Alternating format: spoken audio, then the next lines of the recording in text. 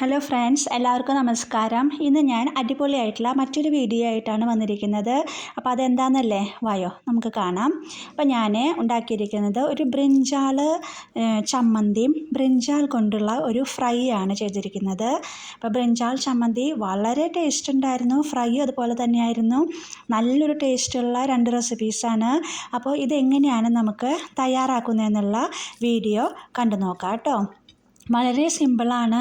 നമുക്ക് ഒരു 2-3 മിനിറ്റിൻ്റെ ഉള്ളിൽ തന്നെ ഇതെല്ലാം റെഡിയാക്കി എടുക്കാനായിട്ട് പറ്റും. അപ്പം ഞാനിവിടെ ഒരു ബ്രിഞ്ചാളാണ് എടുത്തിരിക്കുന്നത്. ഇനി ഞാനിതിനെ റൗണ്ട് ഷേപ്പിൽ കുറച്ച് കനം കുറച്ചിട്ട് കട്ട് ചെയ്ത് വെക്കുകയാണ്. ഇനി നമുക്ക് ഇതിൻ്റെ മുകളിലോട്ട് ഉള്ള ഒരു കൂട്ട് നമുക്ക് തയ്യാറാക്കിയെടുക്കണം. അപ്പോൾ നമുക്കതിലോട്ട് ആവശ്യത്തിനുള്ള ഉപ്പ് ചേർത്ത് കൊടുക്കാം.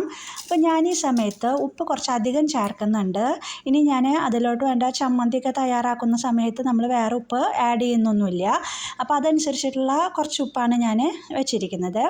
അതുപോലെ തന്നെ ഒരു 1/4 ടീസ്പൂൺ മഞ്ഞൾപ്പൊടിയും 1 ടീസ്പൂണ് മുളക് പൊടിയാണ് എടുത്തിരിക്കുന്നത്. ഇനി ഇതെല്ലാം കൂടി നന്നായി ഒന്ന് മിക്സ് ചെയ്ത് അല്പം വെള്ളം ഒഴിച്ചു കൊടുത്ത് നല്ലൊരു കുറുകിയ പരുവത്തിലുള്ള ഒരു ഗ്രേവി പോലെ തയ്യാറാക്കിയെടുക്കണം. അപ്പോൾ മാത്രമാണ് ഈ ബ്രിഞ്ചാളിൻ്റെ മുകളിൽ അതിങ്ങനെ പറ്റി പിടിച്ചിരിക്കുകയുള്ളൂ. നല്ല പോലെ വെള്ളമാക്കരുത്. നല്ല വെള്ളം പോലെ ആയി കഴിഞ്ഞാൽ അത് ബ്രിഞ്ചാളിൻ്റെ മുകളിൽ നിന്നൊക്കെ പോരും. അപ്പോൾ അതുകൊണ്ട് തന്നെ അതിൻ്റെ വെള്ളത്തിൻ്റെ എമൗണ്ട് നിങ്ങൾ പ്രത്യേകം ശ്രദ്ധിച്ചിട്ട് വേണം തയ്യാറാക്കാനായിട്ട് കേട്ടോ. അപ്പോൾ അതാ കണ്ടില്ലേ, ഒരു കുറുകിയ പരുവത്തിലുള്ള ഒരു ഗ്രേവി നമുക്ക് തയ്യാറായി കിട്ടിയിട്ടുണ്ട്. ഉപ്പും മഞ്ഞൾപ്പൊടിയും മുളക് പൊടിയാണ് ഞാൻ ചേർത്തിട്ടുള്ളൂ. ഇനി നിങ്ങൾക്ക് ആവശ്യമുണ്ടെങ്കിൽ കുറച്ച് ഗരം മസാലയുടെ പൊടിയോ ഒക്കെ ആഡ് ചെയ്യാം. പക്ഷേ എനിക്കതൊന്നും അതിൽ താല്പര്യമില്ലാത്തത് കൊണ്ടാണ് ഞാൻ ആഡ് ചെയ്യാത്തത്. ഇനി നമ്മൾ തയ്യാറാക്കി വെച്ചിരിക്കുന്ന ബ്രിഞ്ചാൾ അതിലോട്ട് ഓരോ പീസുകളായിട്ട് ഇട്ട് കൊടുത്ത് 2 വശത്തും ഉപ്പും മഞ്ഞൾപ്പൊടിയും മുളക് പൊടിയൊക്കെ നന്നായി പിടിക്കത്തക്ക രീതിയിൽ നന്നായി ഒന്ന് പുരട്ടി വയ്ക്കണം. കണ്ടില്ലേ, ഇപ്പോൾ നന്നായി ഒന്ന് പുരട്ടിയെടുത്തിട്ടുണ്ട്. ഇതുപോലെ തന്നെ എല്ലാ ബ്രിഞ്ചാളും നമ്മളിതുപോലെ ചെയ്തെടുക്കാം. ഇത്രയും കുറച്ചൊരു ഗ്രേവി മതി കേട്ടോ. നമ്മൾ ഒരു ബ്രിഞ്ചാളല്ലേ എടുത്തിട്ടുള്ളൂ, അതിനുള്ളത് ഇത് ധാരാളമാണ്. അപ്പോൾ നമുക്ക് എല്ലാ ബ്രിഞ്ചാളും ഇതുപോലെ തന്നെ ഉപ്പും മുളകും മഞ്ഞൾപ്പൊടിയൊക്കെ ചേർത്ത് നന്നായി പുരട്ടി വെച്ചിട്ടുണ്ട്. ഇനി നമ്മൾ അടുത്ത് ചെയ്യാൻ പോകുന്നത് ഇതിനെ ഫ്രൈ ചെയ്തെടുക്കുകയാണ്. ഫ്രൈ ചെയ്തെടുക്കുന്നതിന് വേണ്ടിയിട്ട് ഞാനൊരു പാൻ വെച്ച് കൊടുത്തിട്ടുണ്ട്. പാൻ ചൂടായതിന് ശേഷം നമുക്ക് ഇതിലോട്ട് ആവശ്യത്തിനുള്ള വെളിച്ചെണ്ണ ഒഴിച്ചു കൊടുക്കാം. വെളിച്ചെണ്ണ ഒഴിച്ചു കൊടുത്തതിന് ശേഷം ആ വെളിച്ചെണ്ണ പാനിലെ എല്ലാ ഭാഗത്തോട്ടൊന്ന് പരത്തി കൊടുക്കാം. ഇതെല്ലാം നന്നായി ഒന്ന് പരത്തിയതിന് ശേഷം നമുക്ക് ഓരോ പീസ് ബ്രിഞ്ചാൾ നമ്മൾ ഇതിലോട്ട് ഇട്ട് കൊടുക്കുകയാണ്. അത് കഴിഞ്ഞ് നമ്മളതിനെ ഒന്ന് നന്നായി ഒന്ന് 2 വശവും ഫ്രൈ ചെയ്തെടുക്കണം. നമ്മൾ ഫിഷൊക്കെ ഫ്രൈ ചെയ്ത് എടുക്കുന്നത് പോലെ തന്നെ ഇതും നല്ല രീതിയിലൊന്ന് ഫ്രൈ ചെയ്തെടുക്കുക.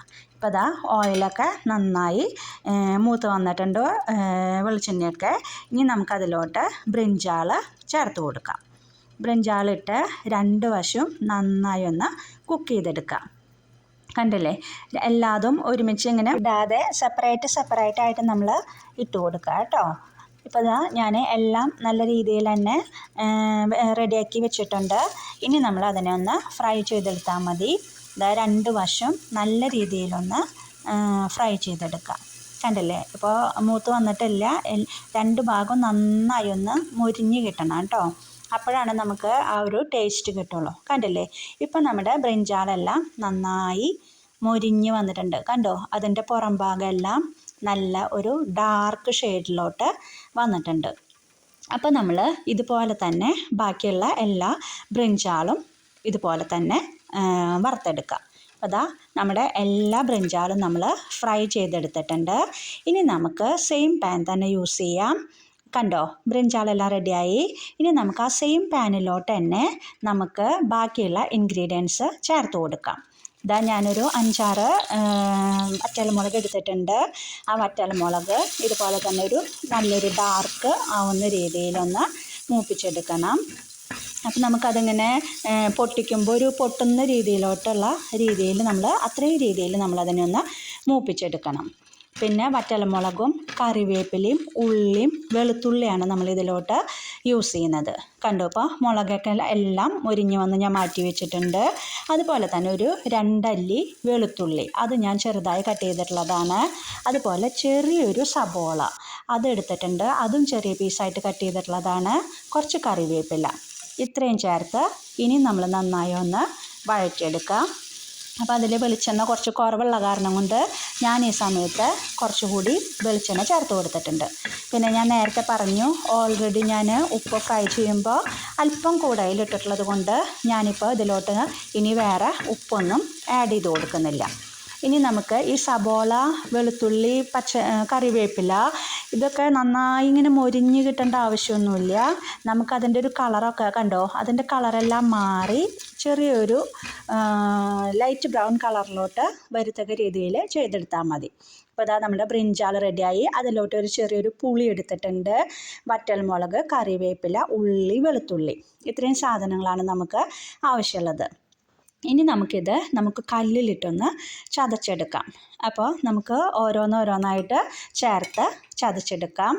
അല്പാൽപ്പമായിട്ട് ചേർത്ത് ചതച്ച് കൊടുക്കുക. ഉള്ളിയാണ് ഞാനിപ്പോൾ ഇട്ടിരിക്കുന്നത്. എല്ലാം നമ്മൾ ഇതുപോലെ ചെറുതായി ചതച്ചെടുക്കുക. അപ്പം നമ്മുടെ ബ്രിഞ്ചാൾ ചമ്മന്തി ഇവിടെ റെഡിയായി കഴിഞ്ഞു. ഇപ്പം ഞാൻ എല്ലാ ബ്രിഞ്ചാളും ചമ്മന്തിക്ക് വേണ്ടി യൂസ് ചെയ്തിട്ടില്ല.